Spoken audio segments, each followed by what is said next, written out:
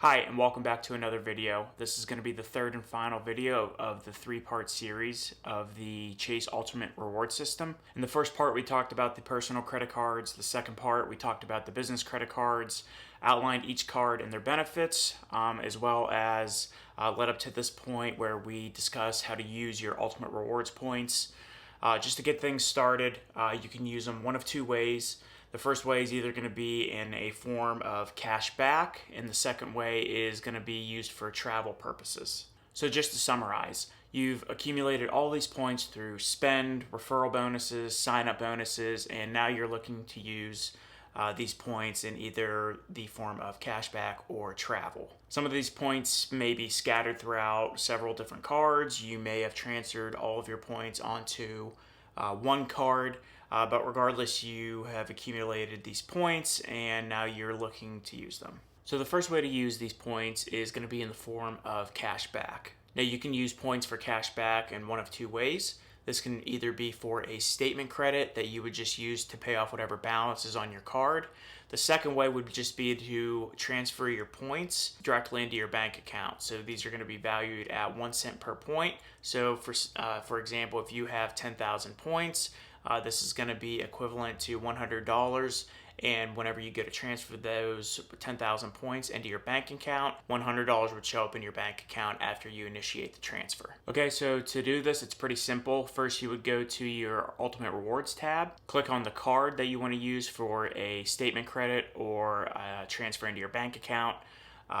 When considering this option, one thing that you may be able to do is take points from another credit card and just pull them all together into one card if you want to do a big transfer for a statement credit or into your bank account. It's up to you, but for the sake of this example, we'll just use just one card. You'll go ahead and click the card. You click redeem points, and then you want to click for cash back. And here on this example, you can use this for, like I said, either a statement credit or you can just transfer these points right into your bank account. So these points are going to be worth 1 cent per point. This is an okay option if you really have no interest in travel or redeeming for with Chase with their travel partners. 1 cent per point isn't great value, but it is something if all you're interested is in cash back. Now, second cash equivalent option besides the statement credit or transferring directly to your bank account is going to be for gift cards. So this is going to be an option where you might get a little bit more value than 1 cent per point. As you can see, when you go to the gift card tab, there are different options where you can basically get gift cards on sale. These gift cards can be worth 1.1 cent per point, 1.2 cents per point in some cases. It really just varies what sales are going on with the gift cards. But this is another option to use besides the statement credit or transferring the points right to your bank account, as you might be able to get a little bit more value.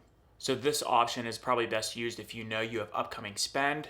For example, if you know you're going to be spending X amount of dollars at Best Buy because you want to buy something, checking the Chase portal for the gift cards with your Ultimate Rewards points might not be a bad option. Again, this would be an option if you don't feel like using these points for travel and you want to get a little bit more value than the 1 cent per point cash back value that you get when transferring right to your bank account. So for gift card purposes, again, I would just only go this route if you know you have upcoming spend at a particular store and you're looking to get a little bit more value than the 1 cent per point. However, depending on where the store is, you might be better off just putting it on your credit card and using your points for a statement credit for that store. So as a tip, if you're planning on using your points for a cashback purchase, it's best to just purchase it on the card and then use your points for a statement credit, and here's why. So for example, we'll assume that the purchase you're looking to make costs 10,000 Chase Ultimate Rewards points.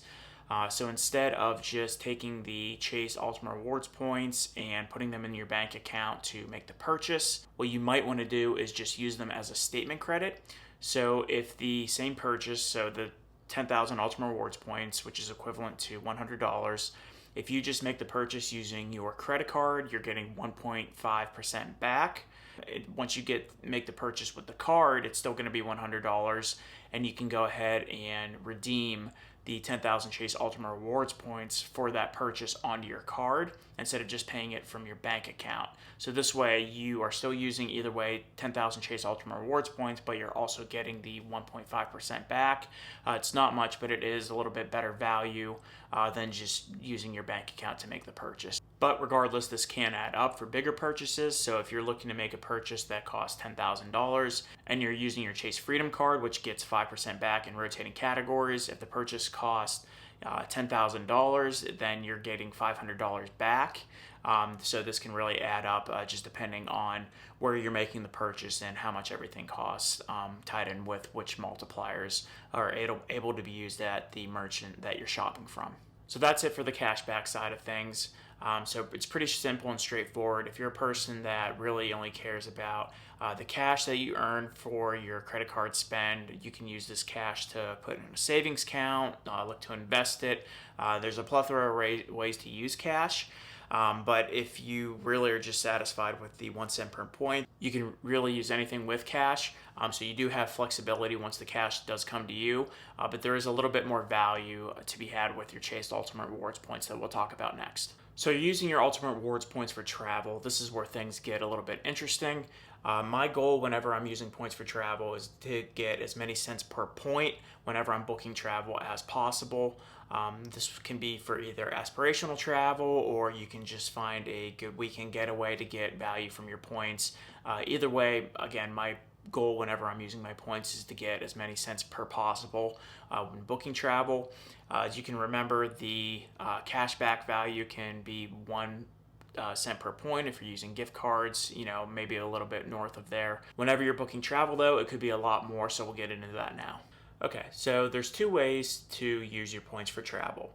The first way, and probably the simplest way, is going to have one of 3 cards with Chase. Those cards can either be the Chase Sapphire Preferred, Chase Sapphire Reserve, or the Chase Ink Preferred cards. So for the Chase Sapphire Preferred and the Chase Ink Preferred cards, your points whenever you pull them onto these cards are going to be worth 1.25 cents per point.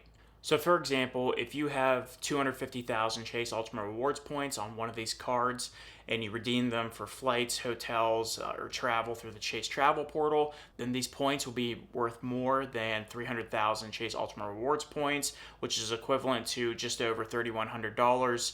Again, 1.25 cents per point. It's not great, but it is better than the standard 1 cent per point that you would be getting for the cash back. And it really just simplifies things when you can just use those cards in the Chase Travel Portal whenever you're booking travel. Chase Sapphire Reserve card, it's basically the same thing except for getting 1.25 cents per point.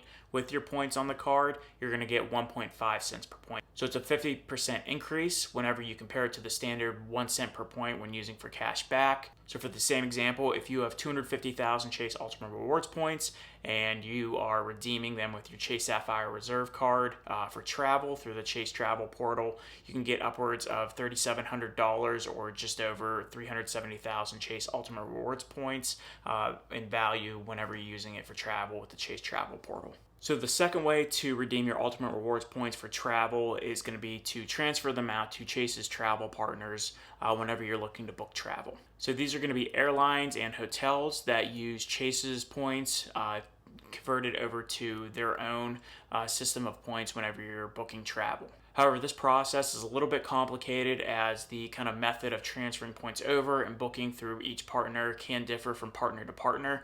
So there's really no standardized method between partners. It really just depends on what partner you're booking with and how to go about doing that. So I'm just going to walk you through my method on whenever I'm going to book travel through the Chase Travel Portal when I'm transferring out to the travel partners. But before we do that, please like and subscribe. I really appreciate it.